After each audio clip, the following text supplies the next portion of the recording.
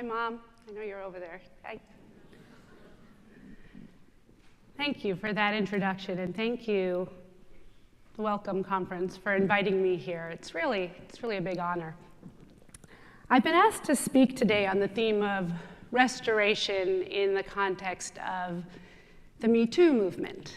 I think I was asked to do that because some months ago, as the hospitality industry was grappling with a very public takedown of some kind of once untouchable men, I published a piece in Medium that talked about how the hospitality industry could do better for women.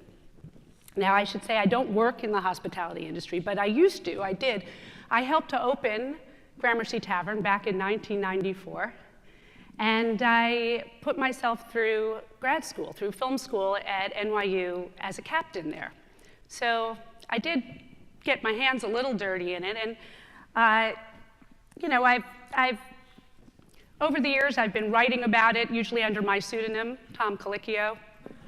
I'm also married to Tom Colicchio, and I have to say that as the wife of a chef, I've had a really unique vantage point through which to observe your industry. I have courtside seats, if you will. And your industry, and actually our whole culture, is really undergoing a real seismic shift around the idea of sexual harassment in the workplace. And this has really been chewed over to death, right? We all know the problem. We all know things need to change. Indeed, things are already starting to change. And I'll be honest with you, I'm kind of over talking about it. Well, rather, I'm over how we've been talking about it, because at its core, I don't think this moment of sexual reckoning is really about sex at all. Nor do I think it's about power, although obviously power is a very big factor. And I don't even really think it's about politics, although it has major political implications, right? I think this issue is one of faulty vision. I think we've all been peering through some cracked lenses, and it's led us into a crisis. But I'll explain what I mean about that in a moment. First, just to put it into context, and given all of you here, I think I have to just talk briefly about food. See, one thing people assume about me, since I am the wife of a chef, is that I'm a foodie, and I'm not. I mean, I love to eat food, don't get me wrong, I really do. And I enjoy it, but I'm not obsessed with finding that perfect heirloom carrot. I can't talk to you about the merits of pickling versus brining versus, I don't know. For me, a perfect night is eating takeout ramen on the couch and binge watching Shameless. And if you haven't done it, try it, it's so good. Anyway, but nonetheless, as a wife of a chef, I do get to eat very, very well, and I appreciate it, I really do, but I have one of those noisy ADHD minds that tends to lump things into really broad buckets in order to make sense of the world. And so after years and years of methodical exposure to amazing foodie food, I've come to see it as falling into two rough categories. There's the first category, which we'll call perfect food. It's food as art, the kind that just dazzles you intellectually. You have to take a picture and post it. You talk about it. It's flavors wrapped in flavors, and things defy gravity, and it's beautiful, and et cetera, et cetera. We all know that. Amazing food. So that's the first category, and I call it, holy shit, how did they do that food? And then there's the second category, which I don't really have a name for. It's kind of food where you take a bite, and your eyes just roll back in your head with pleasure. Take a guess which category I prefer, because like I said, I'm not a foodie, right? So one is food that appeals from the neck up, right? Brain, mind, psyche, ego, eyes, and it gets everything firing wildly, asking questions. And the other is food that grabs you in the gut, like in your heart center. It evokes memory and emotion. It's all kind of from the neck down. Takes you somewhere beyond thought. Now, food as a metaphor for sex is such a hackneyed cliche that you should know I'm already like yawning deep in my brain as I proceed. However, I have been asked to speak today about what the idea of restoration means in a world where all the old rules about sex and sexy time and sexual nuance, since it's all being re-examined, right? We need a restoration of the guidelines to a place that makes sense now. But that's where it gets tricky. Because what makes sense to one person definitely doesn't make sense to another, right? What might feel like a basic level of daily horndoggery, harmless, is really ugly trolling to another. So where's that line that works for everyone? There's a lot more questions than answers. For example, is all consensual sexy banter off limits now in the workplace? Okay? I don't know. I'm asking. Well, maybe not if it's taking place between two people of equal footing. I don't know, because we all know that as soon as power comes into play, whether it's professional or economic or physical, that changes everything. And just because someone's sort of smiling and playing along, does that mean it's consensual or even welcome? I don't know. I can tell you from personal experience, no. Girls are raised to smile and seem agreeable all day long. We even default to it when we're uncomfortable. So I don't know, but I can see why that could also be really confusing, even misleading to somebody whose eyes aren't trained to see that way or isn't intrinsically aware of that. And what about all those subtler forms of harassment, like that can be plausibly denied, like that helpful, hey, let's meet up and talk about your career drink. You know, my 20s and 30s were filled with those. And some of them, they really ranged from incredibly helpful and life-changing to creepy and coercive. Although I'm sure the person I was with didn't see it that way. So who gets to be right? Whose story wins? Does Aziz Ansari, a very beloved actor, does his story win? Because he took a woman home with him, presumably to hook up, and then he just followed the script of that, right? Or does that young woman, who felt really crappy and used because she wasn't chased or even, it seems, talked to very much before he got down to business, well, does her story win? Because clearly he missed her signals. Signals which, to be fair, as of 6 months ago, were commonly understood to be a green light. So today, not so much. The end result was we all got to read about their bad sex on a website somewhere, right? And if we're going to beat the food as sex metaphor to death, that was like some second-day limp Arby's curly fries, reheated like in a microwave, with a side of salsa because you're out of ketchup, and like no salt. The bad, worst. At least that's what their sex was for her. I don't know. But see, in my mind, there's two kinds of sex, just as there are two kinds of food. And by the way, for those of you who are craning your necks, Tom, my husband, is not here today. He's off shooting the next season of Top Chef in a top secret location, Kentucky. Which is good, because this is the part of the talk where he's usually like, okay, but so anyway, back to sex. In my mind, there are two kinds, just like there are two kinds of food.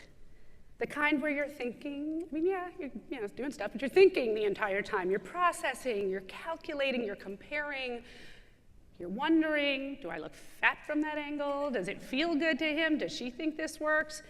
It's kind of sex from the neck up, right? And then there's the kind that just makes your eyes roll back in your head with pleasure, beyond thought. It's from the neck down.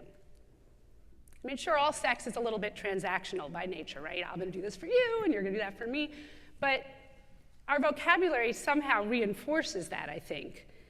Girls are cautioned not to give it up. Boys are encouraged to get some. But if you've been raised to only give something up at a perfectly defined moment, well, you're going to feel really compromised if it doesn't go according to plan. And if you've been raised to get some, well, then a successful life is one where you get as much as you can by any means possible. A certain movie mogul comes to mind. I can't pretend to understand the psychology of a person who's comfortable with the idea of getting something at someone else's expense to the point of exploitation or abuse. But I do know that it can really only happen when one person or one group or one government, one country sees themselves as exceptional, a little more worthy, more human, I guess, than the other, which by definition makes the other a little less so. History is full of examples, right? That's European colonialism in a nutshell. Boom. I mean, America, we were able to amass wealth as a new nation by building a system that characterized our labor force as 3/5 human. And today, we've really encoded this dehumanization. We've built it into our institutions. People in power like to characterize themselves as victims and powerless people into perps to make it okay. I mean, how else do we explain fingerprinting, people who show up to sign up for food stamps? Or police forces that are empowered to shoot unarmed people in their backyards? Or school-to-prison pipelines in communities of color where that somehow characterized as a way of keeping society safe. Well, safe for who, exactly? An exploiter operates on some pretty fundamental basic principles, taking where the taking is possible, and possible because the laws either actively support it or haven't caught up yet to the culture to end it. Exploitation and abuse are about taking whenever you can, when the opportunity presents, taking whatever you can get away with rather than giving of yourself whenever you can, whatever you can. One builds successful businesses and movie studios and status and wealth, and the other builds your soul. So here we are today. We're asking, what's the solution for restoration? Like, what are the new guidelines for taking and for giving? Where is the line in the sand? People, I think that's the wrong question. We don't need new guidelines for how we treat people. We need new guidelines for how we see people. We have to train our eyes to see in that neck-down way, through the lens of our hearts and our guts, not our minds. See, our minds, they're reducing valves. They filter the truth through all kinds of baggage, right? Our conditioning, our assumptions, our ambition, our victimhood. Our minds, sadly, are often those broken lenses. I mean, in our hearts, in our guts, we all know that Aziz is not a rapist.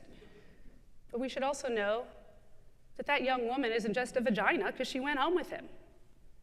I mean, if they'd both been actually seeing the human, the full human in front of them, not the celebrity, not the disposable hot chick, we might have all been spared the curly fries. So what does any of this have to do with the hospitality industry?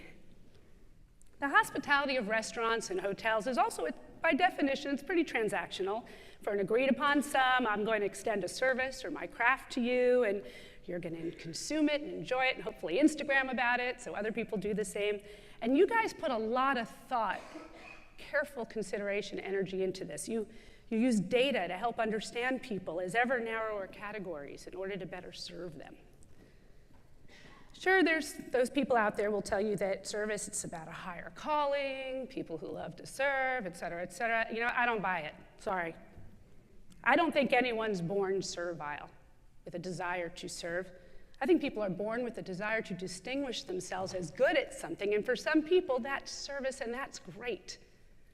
But the fundamental human need is to be seen authentically, truthfully, as who you really are, and then celebrated and acknowledged for that truth. This isn't about where to draw the line and then teaching it to our employees so we don't get sued. It's about empowering people to be their best self, and then they will be freed up to see clearly with empathy and do the right thing. You know, the greatest hospitality that I encountered this year was in this small, ragged spot in LA, a little place, Guatemalan place called La Cevicheria. It's on a stretch of Pico, just west of Crenshaw. It's owned by Julio and Carolina Orellana. It's a little tiny joint, and you can see that Julio and Carolina are scrounging, they're struggling. I mean, it's peeling paint, no amenities, but a really dear friend had recommended the place, so we went. Now, before the meal, I had to pee, so I had to go right through the kitchen to the bathroom, which is literally right there, but someone was in there, and so I was just kind of standing really awkwardly in this space right where Julio was cooking. It was so small. And I guess to put me at ease, Julio started to make some conversation, we started to talk, and eventually Julio shared his story with me, what it was that had brought him and Carolina to this country. They had fled violence in Guatemala. There's coordinated killings and forced disappearances by the government against their own people. And it had opened up a social vacuum that violent gangs had rushed in to fill. So this need to keep their family safe is what brought them to a place they knew nobody, starting scratch. And from this little hole in the wall, they were dispensing the best ceviche I've ever had. It was incredible. You know, I told Julio that he reminded me of my grandfather, Bert, who was also a refugee from violence. He had escaped fascism in the 1930s and eventually scraped his own way through restaurants and loading docks to open a small little dry cleaning shop in Queens. That was how he provided his family a better life, which led to me being here today. After that, I think Julio looked at me a little differently. I became more to him than just some white lady waiting for the John. Like he became something more to me than some brown guy slicing up avocados.